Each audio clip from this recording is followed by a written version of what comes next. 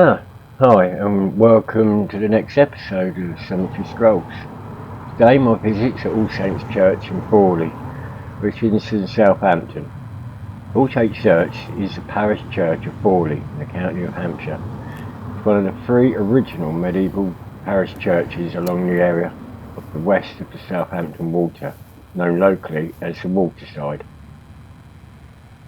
The current building dates back from the 12th century and appears to be built over two periods, 1170 to 1210 and 1300 to 1340. There is reference to a much earlier church likely to be on this site dated from 907.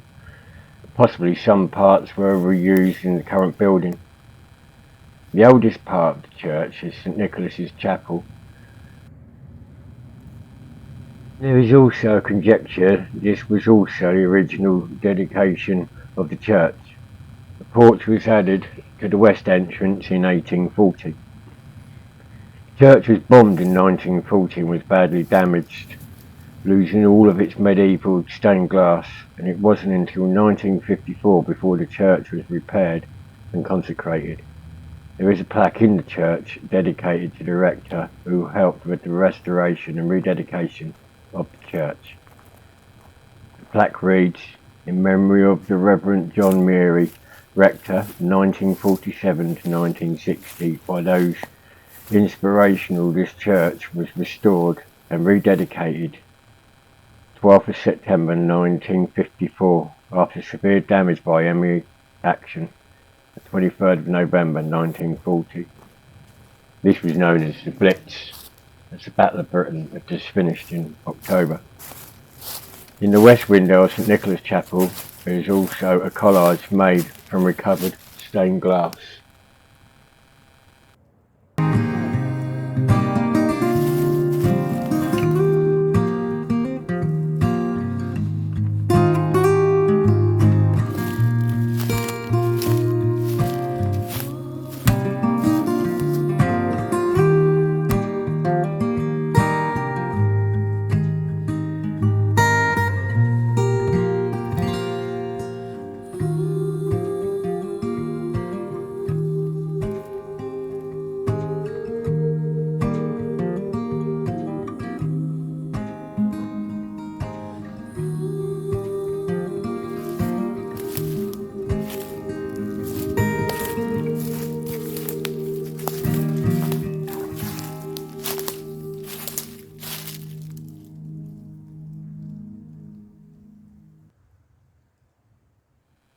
Yeah, my main reason I've actually came here was I wanted to find somebody called Florence Ann Smith. Now she went missing from London back in, I think it was 1930 or 22 it would have been, but she was discovered 10 years later down in Leap, which is in the New Forest. It was a big mystery. Western Gazette on Friday, July the 22nd, 1932. Leap skeleton mystery solved. London woman missing 10 years. Mind affected by war work. Sister identifies brooch. The New Forest Police under Superintendent Richard Lyndhurst have been making intensive and exhaustive inquiries regarding the past week of establishing the identity of a woman whose skeleton was found on the foreshore at Leap on Tuesday that week. Gruesome discovery was made by the W. Brand, a Southampton Corporation bus driver who was spending the afternoon at Leap, spot on the road to Exbury and within 50 or 60 yards of the garden of Lord Foster's house. Description of the woman is about 5'2", 60 years old, walked with a slight limp. Her shoe size was a 5 and showed that she walked heavily on the outside of the foot. They are a particular old-fashioned style of type with clop uppers.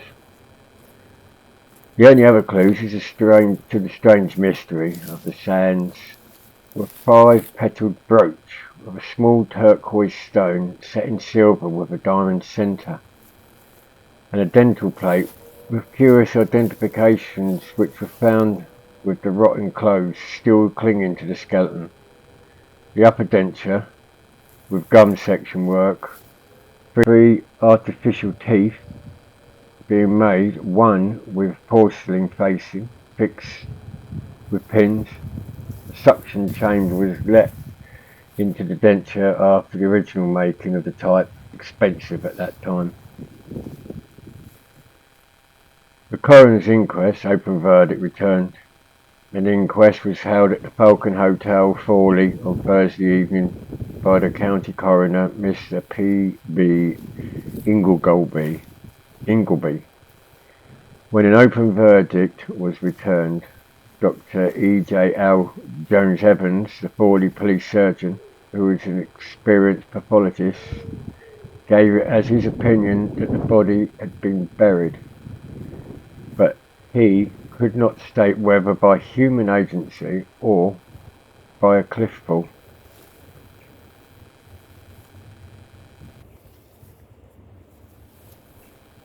We'll return back to Florence Ann Smith in a bit. We're just going to go into a military vet, so we could read some information out on those heroes.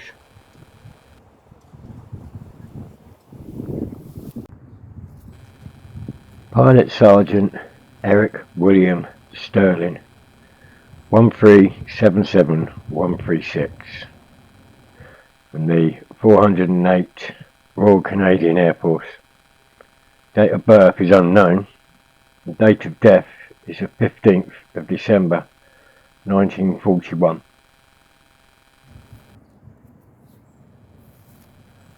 Flight Sergeant, Wireless Operator, Air Gunner, Wilfred Roy Williams, service number 982517.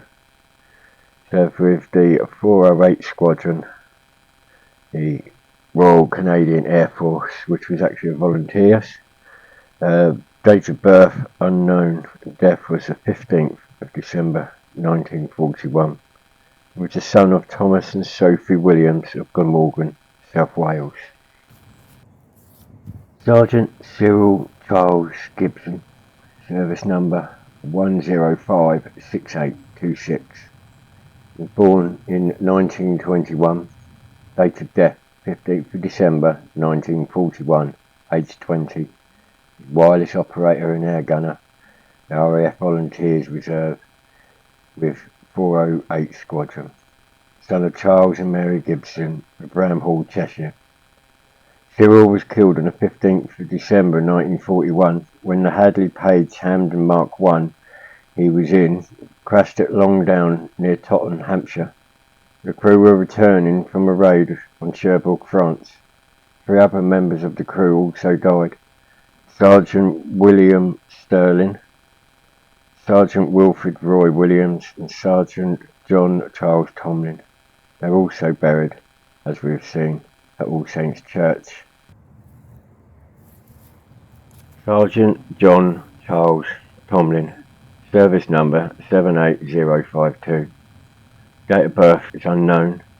Date of death is the 15th of December 1941. Age 21.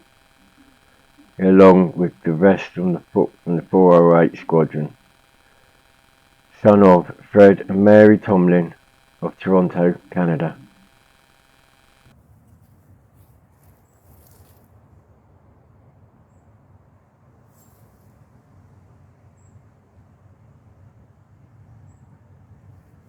Unfortunately, I found it a little bit difficult trying to get all the information on the others in this section. But obviously still wanted to show them, which it goes without saying, but yeah, it's difficult trying to find, especially the latter ones like we're coming into.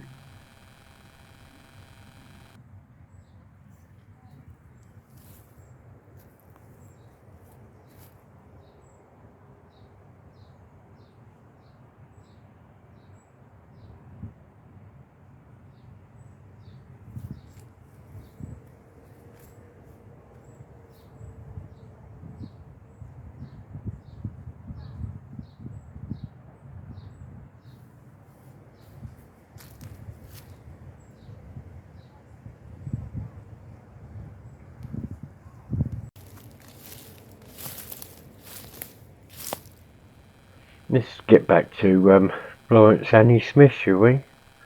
So we got to where the coroner said about the landfall, possibly. Then there was a valuable brooch. The brooch was examined by the coroner, who asked Dr. Jones Evans if it was valuable. Doctors said a dentist who examined the brooch the previous day said the stone in the centre was a diamond set in platinum, and the stones in the 5-petal flowers were turquoise, and that the bar was gold. So the coroner come back with a comment of, "It is not a 6-penny trinket then, is it? The diamond is a very small one though." Portions of the clothing were also produced for the inspection, asked by the coroner if there was anything to indicate the cause of death, and whether he could say whether it was natural or due to violence. Dr. Jones Evans said it was impossible to say how the woman met her end. The bones didn't show any fractures or signs of violence. At the close of evidence, the coroner said, "I find that the skeleton of an unknown female person aged about 60 was found on July the 12th on the shore of the foot of the cliff of Leap in the parish of Exbury, and that there is no evidence of cause or date of death." Superintendent Richard assured the coroner that the police would continue to make all possible inquiries.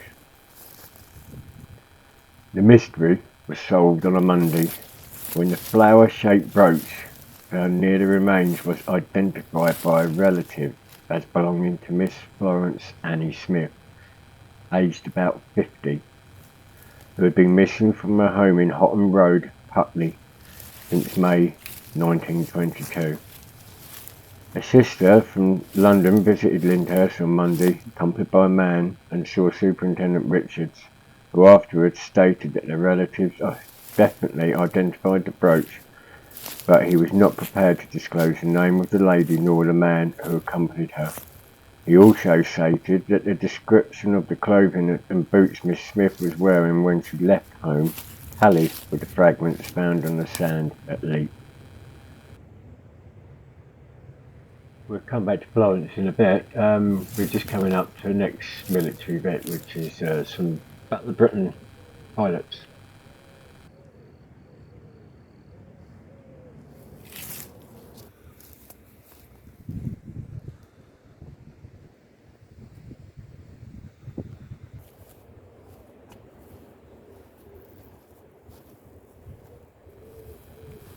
Light Lieutenant Kincaid, DSO, DSC and DFC. Date of birth 25th of February 1897 in Johannesburg, South Africa. Date of death 12th of March 1928. Flight Lieutenant Kincaid died whilst attempting to break the world airspeed record. He was at the time a member of the RAF high-speed flight, competing for the Schneider Trophy. This team was based at RAF Calshot, which lies in the same parish as the church. There is also a display regarding the air racing and Flight Lieutenant Kincaid at Southampton Hall of Aviation.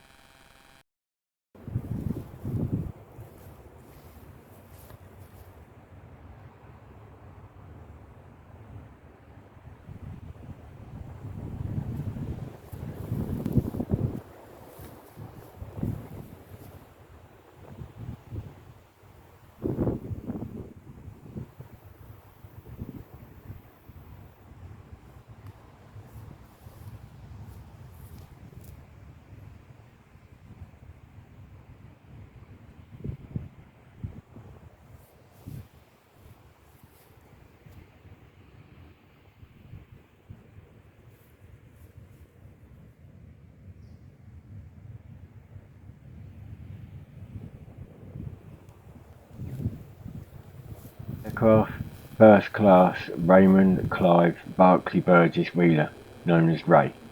Service number 553650. Date of birth 1923. Death 8th of August 1940. Age 7. He was the son of Clive and Kathleen Wheeler. Nee Burgess of Southampton. Ray was a scout and belonged to the South Paul's Troop of Southampton. Ray was serving as a ground crew in the Battle of Britain. During the Battle of Britain, the retrieval of pilots and aircrew had been shot down over or had to ditch in the sea around the British Isles was responsibility of the RAF and Marine branch. Motto, the sea shall not have them. Ray served as a wireless operator at the RAF Marine branch based at Calshot. On the 8th of August 1940, and despite not being a good sailor, he volunteered to go on board high-speed launch 116 to save some German airmen when it was noticed that 2 enemy planes had fallen into the sea off the Isle of Wight after attacking a convoy of merchant ships. With the launch cruising in rough seas, Raymond was so sick that another member of the crew had to sit him up while sitting beside him so he could continue to send messages. However, he would not give in and continued to send the messages.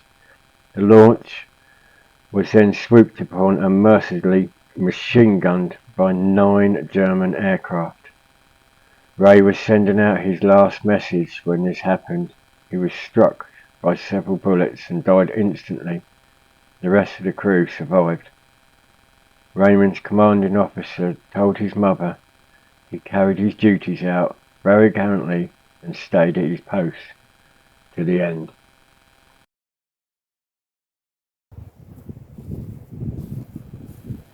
Pilot Officer Robert Butler Bobby McGregor, service number 41856, date of birth 7th of April 1921 in Durban, South Africa, date of death 15th of August 1940, age 19. He was the son of Robert Morris McGregor and Carmel Gertrude McGregor of Nairobi, Kenya. His mother's ashes were subsequently flown over from Kenya and buried next to his own grave.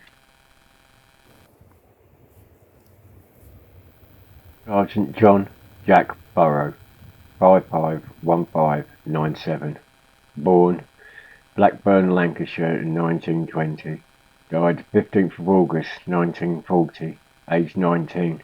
He was a wireless operator. He was the son of James and Helen Burrow of Blackburn. Pilot Flying Officer John Reginald Hardacre, 41405, born 26th of June 1916 in Birmingham, date of death 30th of September 1940, aged 24, son of John William and Marion Ann Hardcastle of Ruislip, Middlesex. John joined the RAF on a short service commission in October 38. He was serving with 504 Squadron in France in May 1940. John was shot down twice on May the 16th. First time he made a crash landing in the field. Second time he bailed out safely from a flaming aircraft. On the 15th of May, John claimed a Junker 87 and a Junker 88 destroyed, and on the 19th of May, a Messerschmitt 109 damaged. The squadron was withdrawn from France on the 18th of June, operated then from Jersey on the 19th to cover the evacuation of the BEF from Cherbourg, and then reassembled at Croydon, Surrey on the 21st of June. 7th September, John claimed a Messerschmitt 110 destroyed, and on the 15th of dawn of 17, he was shot down in combat over the southwest coast on the 30th of September in 1940 and was killed. His Hurricane P3414 crashed into the sea. John's body was washed ashore at Freshwater on the Isle of Wight on the 10th of October. His logbook showed 5 confirmed victories and 2 enemy aircraft damaged. Interned October the 14th from 1940. Pilot Officer Martin Ariel King, 42845, from the 429 Squadron, date of birth 16th of October 1921, date of death 16th of August 1940, age 18. He was the son of George Edwin King, MB, BCH, and Ivy Ethel King of Mill Hill, Middlesex.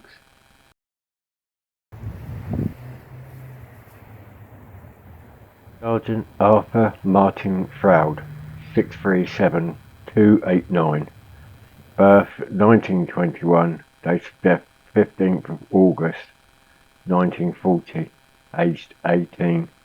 He was a wireless operator. He was the son of Robert and Ellen Elfrud of Barry, Glamorgan, South Wales. Sergeant Douglas Bothrick Cowie, 645-452. Date of birth unknown. Date of death the 15th of August 1940. Age 19. Wireless operator and air gunner. Son of Thomas Mackenzie Cowie and Gladys Muriel Cowie of Bognor Regis, Sussex. Pilot officer Albert Percival Davis, 41261.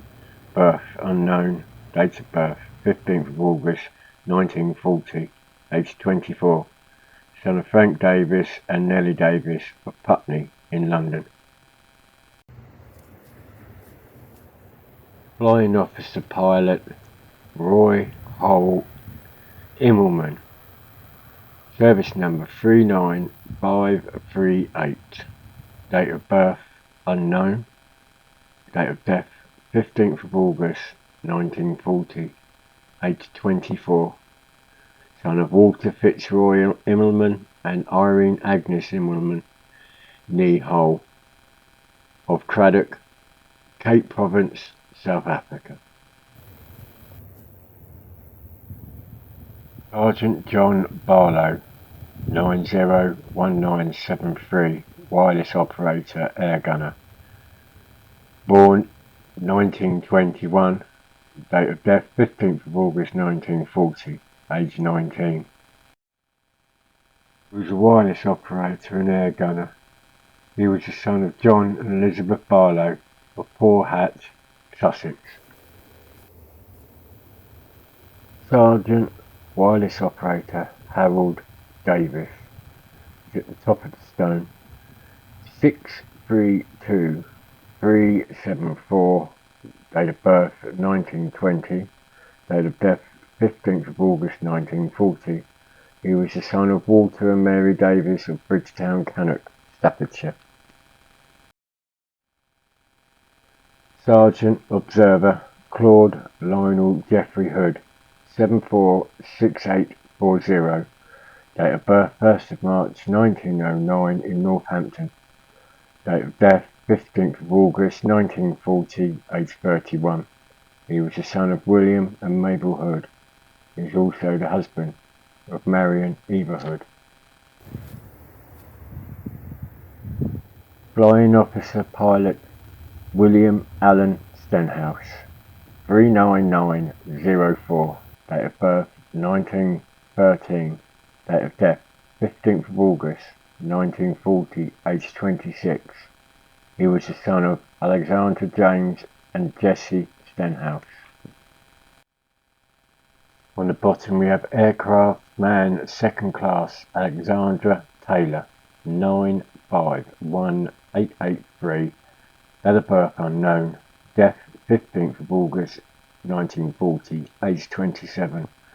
Although he died on the same day as the 5 crew of the Whitley P5044 bomber, which I'll tell you the story of in a minute, from 77 Squadron, and is interred in the collective grave, his death was not connected to that crash.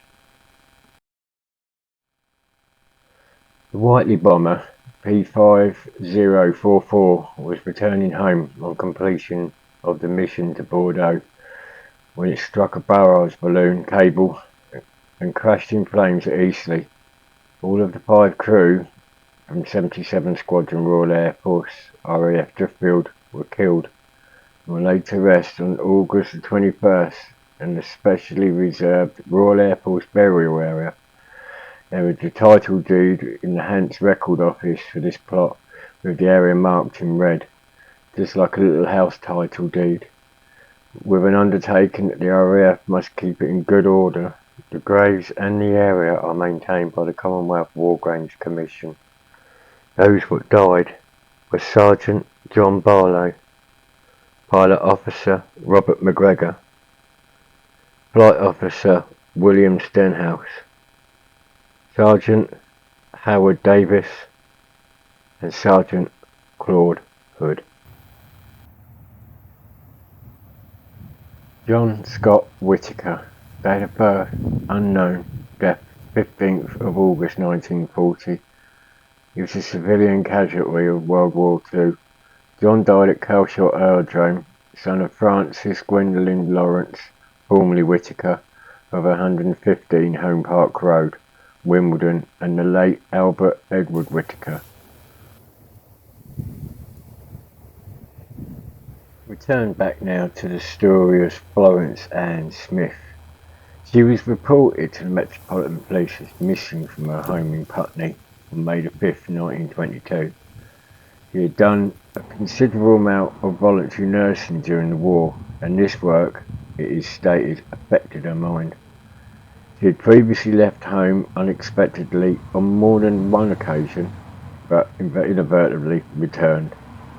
Interviewed later, Miss L.S. Smith, who had been staying at the Winchester for the past 2 months and whose home is in Putney, was definite that the remains of those of her sister Florence. She said it was probable that her sister made her way to Southampton under the impression that she could get a ship to Africa, where she, Miss L.S. Smith, was engaged at the time in medical mission work.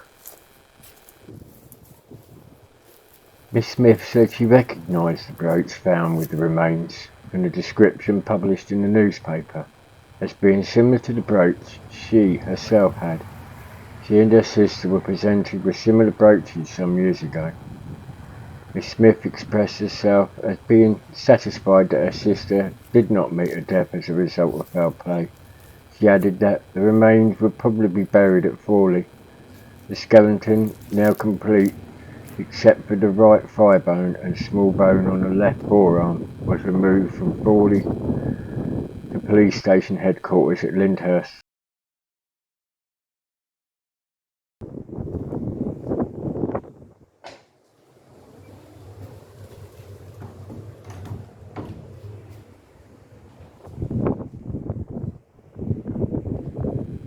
Further discovery.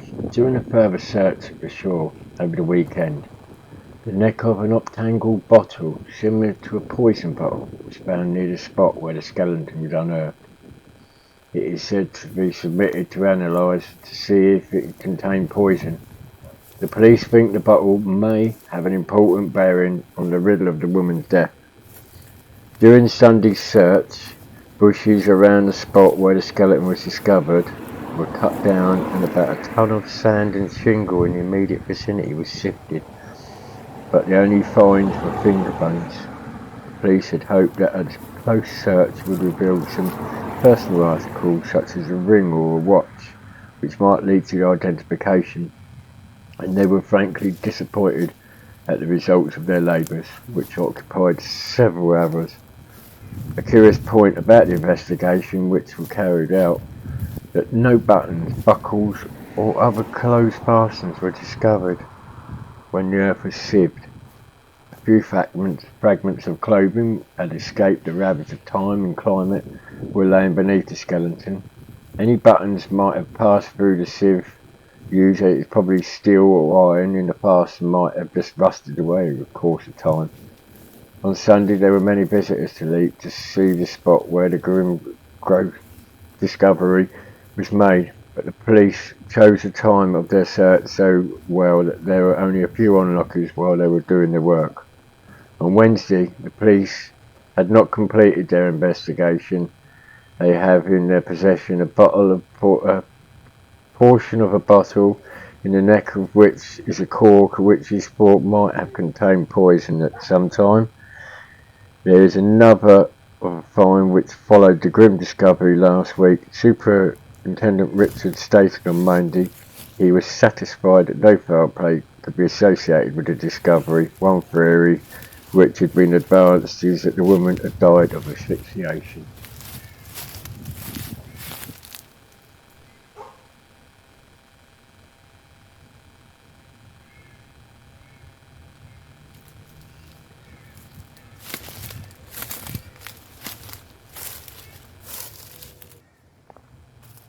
Fortunately, through our walk through the graveyard, we couldn't find Florence's grave. So if anybody does know where it is in the graveyard, if they could leave something in a comment or point out on the video maybe the time that it may come up that I may have got it. I just couldn't see anything. So if any help would be gratefully received. So please like, comment, subscribe. Subscription is free. And I hope you enjoyed it. It's different. I'm just trying to find my ways now with the channel. So I hope you enjoyed it all. And thank you for watching Cemetery Strolls. Thank you muchly. Goodbye.